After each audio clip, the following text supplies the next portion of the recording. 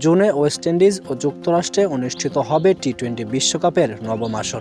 আর তাই সবার আগে বিশ্বকাপের দল ঘোষণা করেছে নিউজিল্যান্ড ক্রিকেট বোর্ড। তবে দল ঘোষণার বড় চমক দেখালেন কিউই ক্রিকেট বোর্ড। নির্বাচকরা দল চূড়ান্ত করে দিলেও দল ঘোষণা করেছেন দুইজন শিশুর, যা ক্রিকেট ইতিহাসে এই প্রথমবার। দল ঘোষণা করার জন্য সংবাদ সম্মেলনে আয়োজন করেছিলেন নিউজিল্যান্ড ক্রিকেট বোর্ড। সাংবাদিকরা সেখানে আগে থেকেই উপস্থিত ছিলেন। হঠাৎ করে দুজন বাচ্চা ছেলেমেয়ে সেখানে ঢোকেন। প্রথমে সেটা দেখে সবাই অবাক হয়ে যান। মাইক্রোফোনের সামনে বসে পড়েন দুইজনই। তারপর জানা যায় তারাই দল ঘোষণা করবেন।